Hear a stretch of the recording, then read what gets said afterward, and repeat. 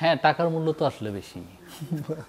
তো এটা আবার যদি কেউ চোখে আঙ্গুল দিয়ে দেখিয়ে দেয় এবং মনে হয় যে তাই নাকি, তখন তো একটু কষ্ট লাগেই।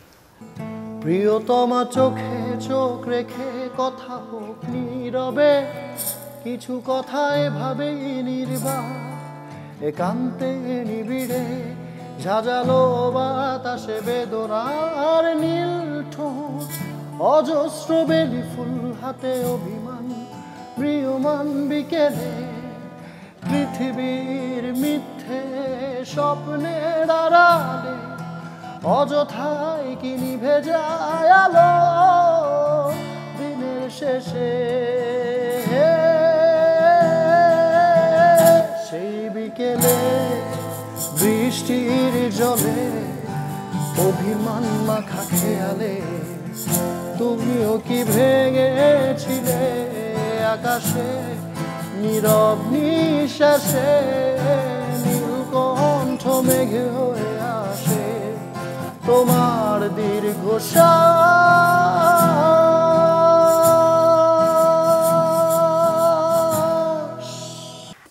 জিয়া ভাইয়ের কাছে আসবো।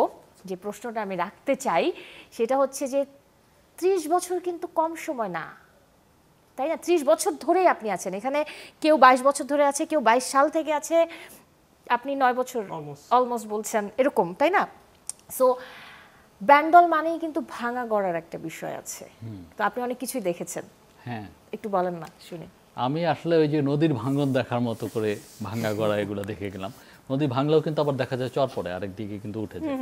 তো এই 30 বছর শব্দটা যখন আসে তখন প্রথমেই আমার মনে হয় যে ঠিক আছে, তার মানে হচ্ছে আমি অনেক বৃদ্ধ, এই ব্যাপারটা প্রথমেই এস্টাবলিশড হয়ে যাচ্ছে। কিন্তু আপনি একদমই বৃদ্ধ না। যে ভাই না, বৃদ্ধই forever young। একদম একদম তাই। একটা ইনফরমেশন দিতে চাই, সেটা হচ্ছে আমরা এখানে যে 5 জন বসে আছি সবচেয়ে স্ট্রং মানুষ হচ্ছে জিয়া ভাই। একদম তাই, কারণ 30 বছর একটা জায়গায় ধরে রাখছে। এটা একদম বাস্তবতা। এটা আমরা নিজেরা ডিসকাস করি, আমরা ওনার এনার্জির সাথে আমরা নিজেরা ডিসকাস। আমিও কোনো অর্থে বলেছি কারণ আপনি বৃদ্ধ না, বিকজ আপনি যুগে যুগেই তরুণদেরকেই একদম তরুণদের মাথায় মনে বসে আছেন এবং সব ধরনের শ্রোতারাই আছে আপনার। So no chance. দেন বলেন, এই ভাঙাগড়ের গল্পটা শুনতে চাই। That's definitely the best chance, মানে বেস্ট ফিচার চান্স না ফিচার, যে আমাদের লিসেনাররা আসলে তরুণ। আমি মনে করি যে আমাদের যত ভাঙ্গা গড়া বা যাই হোক না কেন, এই যে 30 বছরের জার্নি, এই যে লম্বা জার্নি, এই লম্বা জার্নিতে আমাদের সাথে যারা যুক্ত থাকে তারা হচ্ছে লিসেনার। তো এই লিসেনারের বয়স বাড়তে থাকে। তো এইটাকে আমি কম্পেয়ার করি উইথ, যেমন আমরা মাসুদ রানা পড়তাম, তো মাসুদ রানা বা জেমস বন্ড, এদের বয়স বাড়ে না। শিন কনেরি এখন বুড়ো হয়ে গেছে, তো শিন কনেরি তো এখন আর জেমস বন্ড না, এখন তো জেমস বন্ড চেঞ্জড। তো এই যে ড্যানিয়েল ক্রেইগ পর্যন্ত যে এই যে জার্নিটা, এটা কেন ঘটলো? বিকজ জেমস বন্ড আসলে বুড়ো হতে পারবে না, কারণ তার লিসেনার বা অডিয়েন্স বুড়ো হয় নাই, হবে না। ওই জায়গাটা থেকে শিরোনামহীনের ব্যাপারটাও ওই রকম, যে যারা গান শুনতে আসে কনসার্টে, আমরা কিন্তু দেখতে পাই, আমরা যে পারফর্ম করি সবচাইতে বড় মানে কমিউনিকেশনের সুযোগটা কিন্তু আসলে স্টেজে ঘটে। তো ওখানে আমরা দেখছি যে আমাদের সামনে যারা দাঁড়িয়ে আছে পুরোটাই হচ্ছে ইয়াং ক্রাউড। মানে আমরা তাদের সাথে আবার কথা বলি যে হ্যাঁ আমাদের বয়স কিন্তু 18, তোমাদের বয়স কি 18?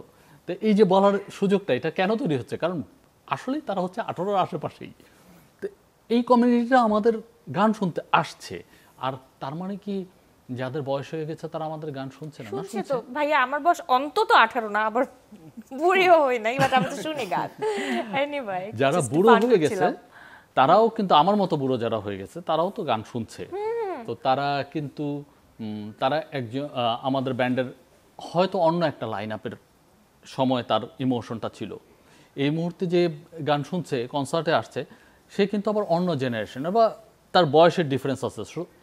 সো সে কিন্তু আবার একটা ডিফারেন্ট লাইন আপ শিরোনামহীনের দেখছে। এই জায়গাটায় পার্থক্যটা হচ্ছে যে এখন আর ওইভাবে কনসার্টে আসে না, কিন্তু এখনও বসে গান শোনে, সে তার মতো করে নস্টালজিক হয়। আবার সময়ের টানাপোড়েনে ওই যে এগিয়ে যাওয়াটা, সেটার সাথে একটা প্রযুক্তিগত একটা বিষয়ে যুক্ত হয়, আর হচ্ছে উৎকর্ষ যুক্ত হয়।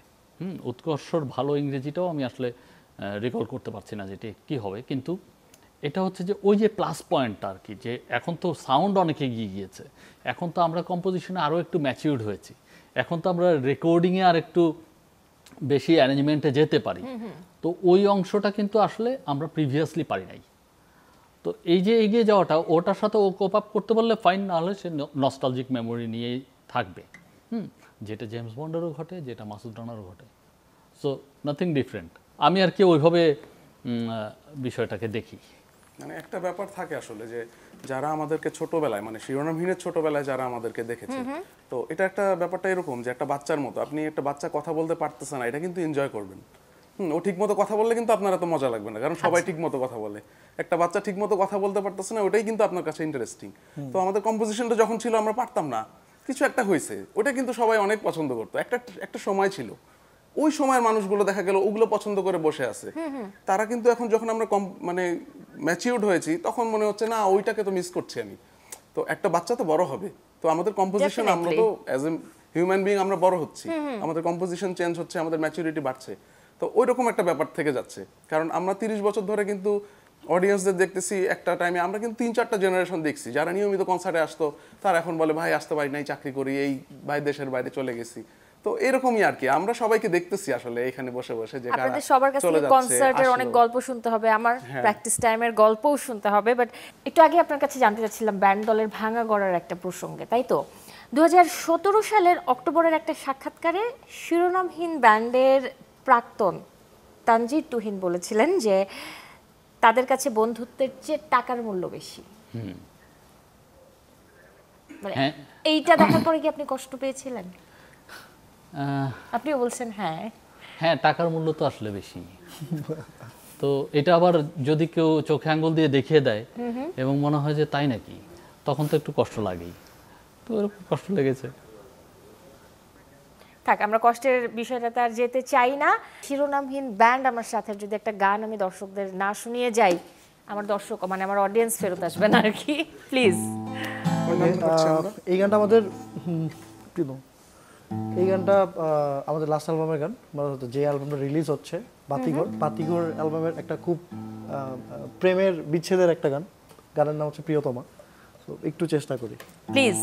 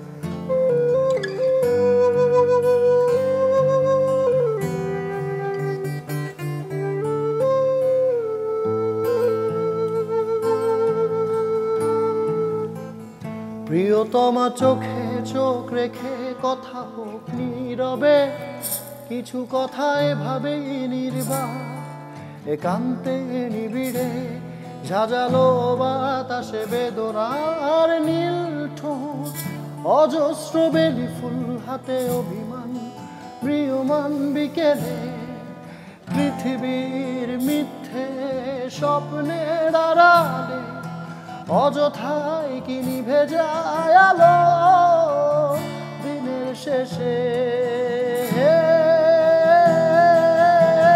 সেই বিকেলে বৃষ্টির জলে অভিমান মাখা খেয়ালে তুমিও কি ভেঙেছিলে আকাশে নীরব নিঃশ্বাসে, নীলকণ্ঠ মেঘে হয়ে আসে তোমার দীর্ঘশ্বাস।